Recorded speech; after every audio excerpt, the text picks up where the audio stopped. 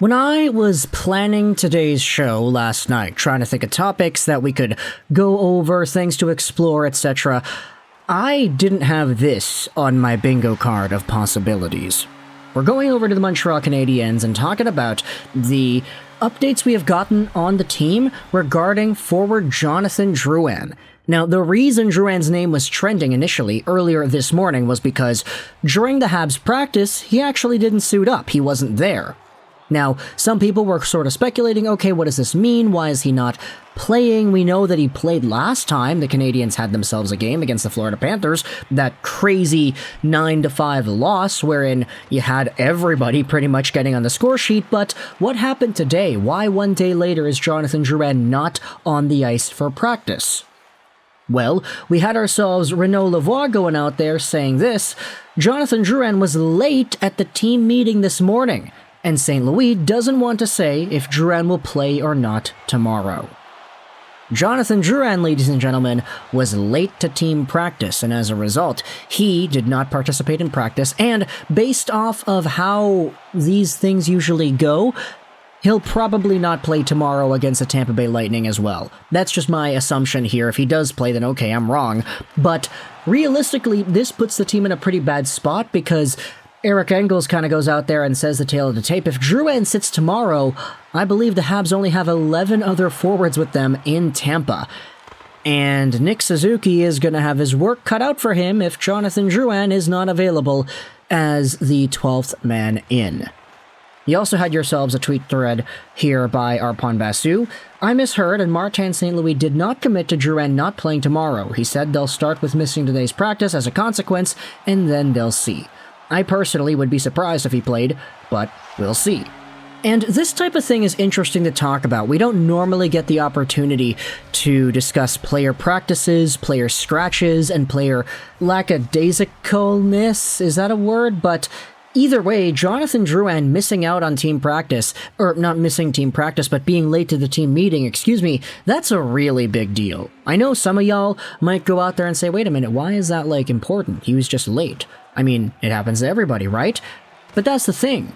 You are an NHL athlete. You are amongst the best of the best in the world at this sport, and this is your life's work. You are making millions of dollars a year.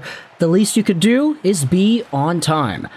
Now, listen, every story needs a superhero and a villain, and I know you waited a while, but this is sort of the conversation I wanted to bring up as well, because when it comes to you guys that have been late to practice, doing their thing, not really, showing up, this is a list of other guys that have done so. There were two that popped up into my mind immediately. Firstly, you have yourselves Tyler Seguin, and you have Josh Ho-Sang. Now, these incidents took place over the span of a few years, but there are articles that are published that kind of go over just what happened in these situations. Let's head back over to December 6, 2011, back when Tyler Seguin was a member of the Boston Bruins, and look at this article on NHL.com. Seguin scratched after missing team meeting. Now, this is a full-out missing of the meeting. He did not show up at all. It's not like he was late, he just didn't show up. But the Boston Bruins were forced to go without leading scorer Tyler Seguin in their 2-1 loss against the Jets on Tuesday night. Boston coach Claude Julien, what the hell? Oh my goodness, Claude Julien made Seguin a healthy scratch after the second-year pro overslept the team's breakfast and meeting earlier in the day. If you start not dealing with those habits, it's only going to get worse. Seguin said it was a mistake. It's something you can only really learn from and move on. I know it was a mistake, and I know it wasn't professional, and it's going to have consequences. While Julien held firm in his decision, he does not plan to dwell in it heading into the Bruins' home date with the Florida Panthers on Thursday night. Hopefully it's a learning thing. He's a good player and he's a good individual that is going to bounce back and play the next game. He's a smart kid. Thornton said of Seguin, Sean Thornton, by the way, not Joe, it's only his second year, but he gets it. We've all been through it. We've all made mistakes.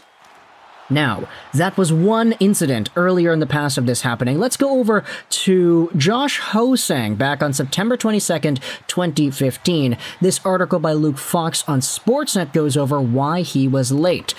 It's embarrassing. This article is from literally 8 years ago, so I feel comfortable going out there and just reading it, not really worrying about the integrity of the journalism, just copy and pasting, plagiarism, whatever. I mean, it's a commentary-based video anyway, so technically we have the right to do whatever we want, but Josh Ho-Sang forgot to set an alarm. He told this to Tom Dinky in an article on Newsday, which is why he was late for day one of the Islanders training camp and was swiftly sent back to junior as a result. Now, this was a really big deal back when it happened because in 2015, Josh Ho-Sang was still seen as somewhat of a viable NHL potential prospect, a guy that could become a potential top six forward that had maybe 60, 70 point potential if everything went right. The Islanders had been dealing with Ho-Sang and his development for a few years up to that point, and so heading into this oversleeping situation, a lot of people were saying, wait a minute, this could be the year that Ho-Sang is able to break out. He was drafted just the year prior in 2014, so let's see what he's able to do in his draft plus 2 year. However, after he overslept, he was late for day one of training camp. The first day, by the way, like literally day one, that's pretty bad. He got sent back to junior right away without even being given another shot. And a lot of people were like, wow, that's kind of harsh, but you know what? I get it.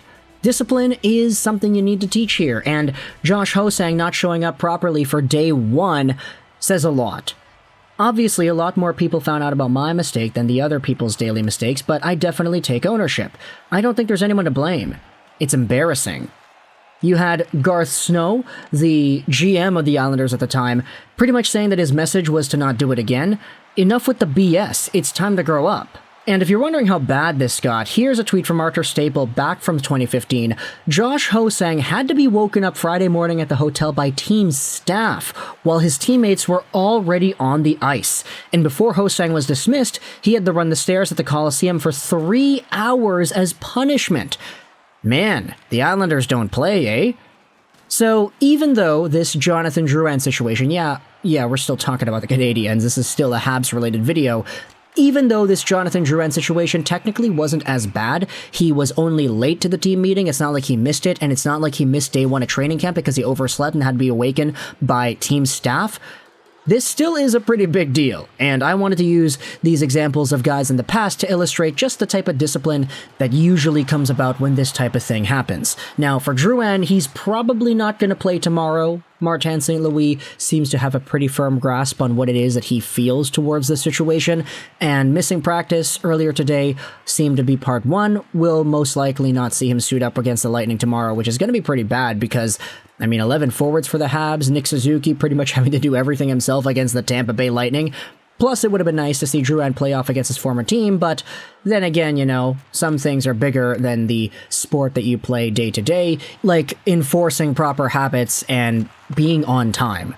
You're a hockey player, dude. This is your job. At some point, you gotta say, I'm done. I'm done apologizing. I'm done for being persecuted for my strength. You people should be thinking, okay, no, I'm not gonna do the entire Homelander Metro Boomin on-time thing, but either way, let me know your thoughts in the comment section below about Jonathan Drouin and his drama. And I'm gonna use the word drama because that's what this is. This is pretty dramatic. This is not on-ice stuff. This is off-ice stuff, but it is drama, which is why I titled the video the way that I did. But thoughts in the comment section below. I hope you enjoyed this video. Trolls 99, and bye.